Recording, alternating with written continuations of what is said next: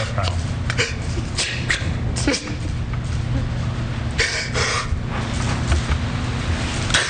That's what I...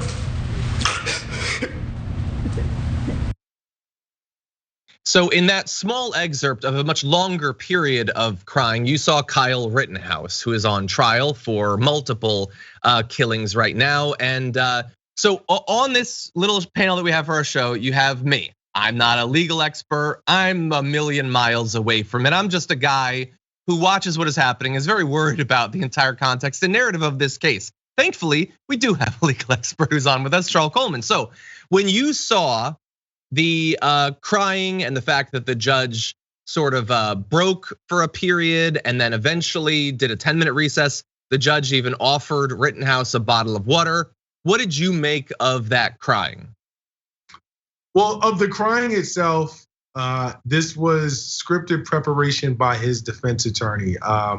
Listen, from a technical standpoint, I think that the testimony and the manner in which that Rittenhouse has testified from a technical standpoint purely has been extremely brilliant. Like, it's been a case study in terms of, if I'm a defense attorney and I want to get my client acquitted, this is what you got to do. At the end of the day, whether you believe the theatrics around Rittenhouse's performance yesterday, and I'm gonna refer to it as a performance, that really doesn't matter. What matters is, did the jury buy it, right? And I think that we had, he cried on cue, and then right on cue, his mom cried, and the jury was there to witness that. I think that the important thing that viewers need to remember, and I talked about this previously about the Brunswick trial, was the fact that all they need is one or two jurors who were affected by that to have sympathy for Kyle Rittenhouse in a way that makes them feel like there's no way that this was not self-defense. That's all they need. And then Kyle Rittenhouse walks free. They're aware of that. It's a lot easier for them, and the justice system is designed this way. You are innocent until proven guilty. And so if they don't prove to 12 people beyond a reasonable doubt, everyone who's sitting in that box, that those tears were false and that Rittenhouse essentially had this in his head when he went to Kenosha and crossed state lines illegally with an AR-15 at 17 years of age, they've still got a very high burden, because their burden in most cases is around proving that Rittenhouse is the actor. That's the hard part in most cases. In this case, the burden is around proving that Rittenhouse had a particular state of mind. This is not a whodunit. They know that Rittenhouse went to Kenosha. They know that Rittenhouse had the gun. They know that Rittenhouse pulled the trigger. He hasn't denied these things. So in terms of frame of mind, they've got an uphill battle, and yesterday's testimony made it more challenging, because despite what me, you, and other viewers may think, or what I may think rather, there were some people who were affected by that. And part of the reasons, and I talked about this previously, is the fact that Kyle Rittenhouse enjoys the privilege of being able to be viewed as a 17-year-old white male teenager. And I think that we have to confront that. We have to discuss it. We have to explore that. If Kyle Rittenhouse were Kyrie Richardson, and he went from Newark, New Jersey to Brooklyn, New York with an AR-15 to protect Brooklyn neighborhoods in the middle of a Black Lives Matter rally or protest, let me tell you what wouldn't happen, okay? He wouldn't have been able to walk by law enforcement with an AR-15 wrapped around his neck, wave to them, and them give him the thumbs up and good job. That's number one, okay? Number two, he wouldn't be able to walk through the streets, kill someone or kill multiple people after shooting people and be apprehended by law enforcement that he actually walked by after doing that, and this not be a problem. He wouldn't be able to be apprehended without being seen as a dangerous threat after he did that. That's number two. Number three, he would not be on trial enjoying the cloak of white nationalism support, gun lobby support, and everything else that he's been able to enjoy from the very far right that has wanted to herald this young man as some like young Bruce Wayne vigilante who was standing up for his community and standing up against thugs and rioters. So we've seen that narrative from the media. We've seen that narrative play out in terms of certain branches of the country in terms of how they feel and view Kyle Rittenhouse. And it's playing to his advantage right now. And they knew that. And to some degree, I suspect in no short order, that the judge in this case also sort of believes that narrative, because despite the fact that I have agreed with him on some of his rulings, overall he has shown an incredibly deep bias toward the defense side. And I would have to think that it has to do with something of how Kyle Rittenhouse is being portrayed as a 17-year-old young man who wanted to do the right thing. That narrative, people have actually bought into. So people will have bought into the tears because it confirms what it is that they want to believe about who he is. Yeah, totally. And look, so since we have you here, there's a few things I hope that we can get through that I want to better understand. I will start with the tears though. So supposedly, if it has an effect on someone, presumably the effect is it lets us know what he thinks about this entire thing. I would say bringing the AR-15 also tells us a little bit about what he thinks about the world. He's being presented as someone who just wanted to help, and they're ignoring the gun, which is weird because when I go to volunteer at the Humane Society, they don't want me to bring my AR-15. They don't get why that's just a part of being a good kid and all that. It's so weird how that works out. But okay, so there's a couple legal things that I want to understand that the people who are saying this is just self-defense, take it as a given that the law is the way it is for good reasons and not to allow certain types of behavior and not others. So there's a few things that I don't understand. So one is he was being pursued by people after shooting and killing a person. So he's being pursued because they're pursuing him. He gets to say he's scared for his life. And so presumably he might be able to kill them, and that's fine. So what I want to understand is if a kid's in a high school and a school shooter comes in and the school shooter has a gun and he walks up to a group of kids and the kids throw books at him, does he get to shoot them? If he shoots the first kid and then other kids try to tackle him and begin beating him, is he allowed to then murder all of the rest of them? I don't understand the stripping away of the context of what he had already done before the later shootings happened. Sure, it's interesting that you bring that really fast. Let me finish. Is there no requirement for you to have an understanding of the situation you are creating by going there and bringing certain types of weapons? Does that have nothing to do with whether what you eventually end up doing is self-defense or not?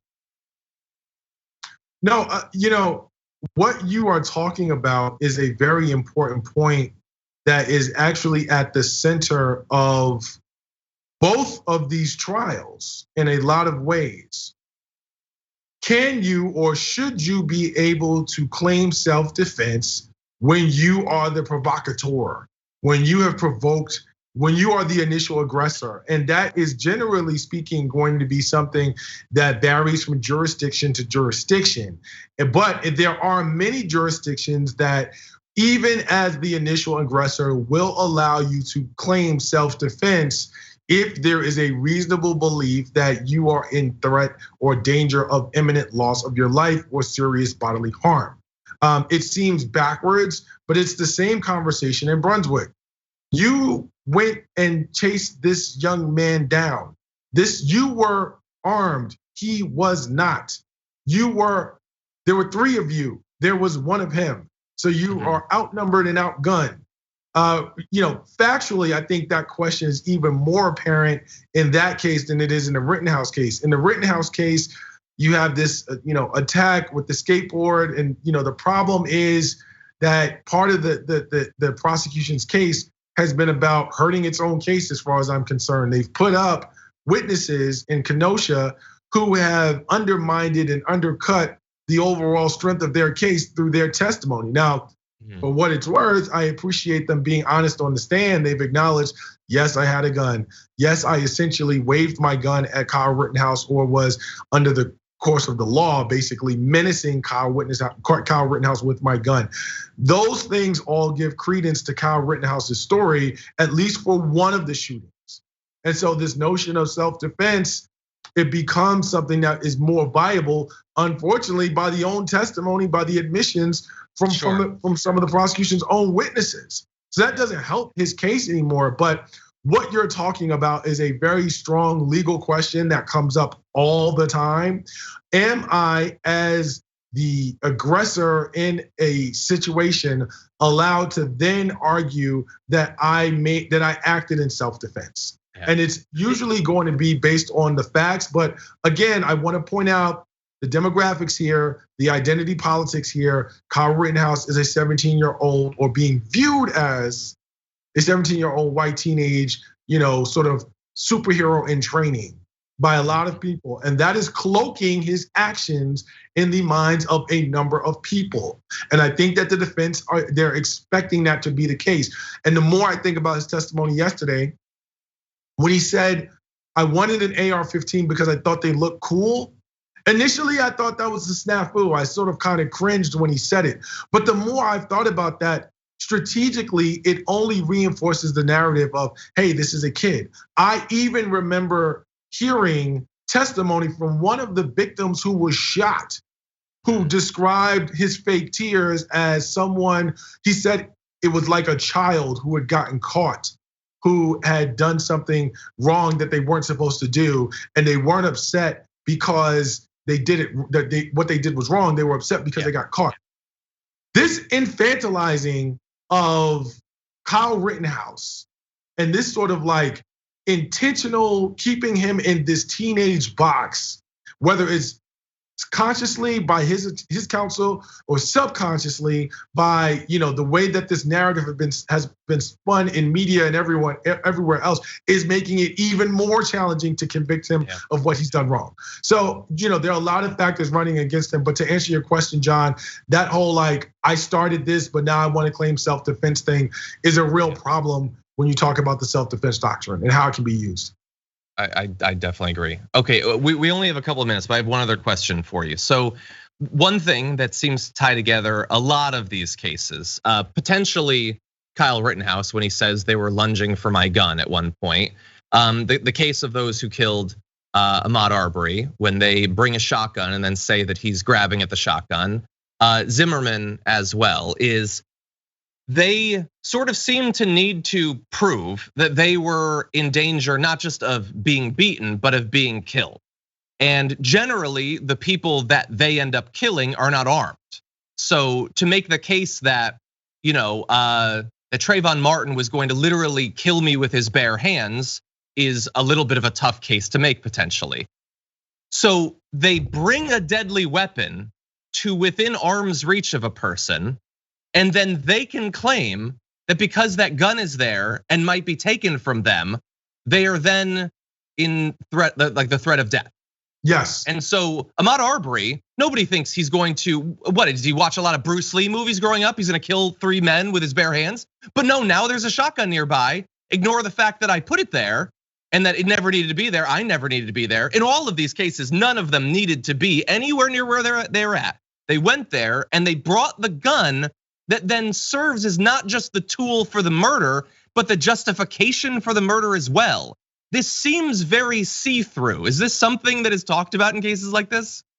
It is, of course it is, John. But I think that you have to sort of, you got to consider the logic that people in certain places use, particularly around guns, particularly in places where guns, are sort of readily available and it's not a big deal around owning a firearm or the type of firearm that you own for protection.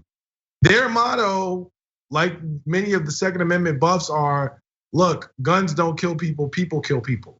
So their argument is the mere presence of the weapon itself should not evoke any sort of concern around deadly harm being done. It's just simply there for protection. But when someone who I'm in conflict with attempts to reach for that gun, now I have a reasonable fear for my life because we're in conflict. But left alone, if left alone, that gun should not evoke any sort of like concern for that person. I don't think it's very logical. I do understand that from a legal perspective, they have a very small ground to stand on, but it's not something that I particularly like. And we're seeing how problematic it is as it plays out, kind of sort of in a different way in both trials. Yeah. Say that the system seems to be set up to produce this outcome. And if he does end up walking, well, why wouldn't he just do this again? The next time there's a disturbance, why wouldn't he just go and bring a big gun and get close to people? And if they come near you, why not? Like, I know that justice is about, like, these cases are about these individual cases, but they're also, I think, about sending a signal to the country about what behaviors we want to incentivize and which we do not. And it seems pretty clear, and it'll be even more clear in a minute when we get to the right-wing media reaction, that they want more of these situations. Because we can't even get these people to say, okay, he was doing self-defense, but I really wish he hadn't been there. I really hope that nobody does this. We can't even get them to say that. They can't even say that he made any bad choices in this. He was just a good kid. For more political news, breakdowns, interviews, stories of activism, and me trying my hardest to care about the occasional big celebrity news story, subscribe to our YouTube channel at youtube.com/thedamagereport. And you can ring the bell wherever it is so you don't miss anything.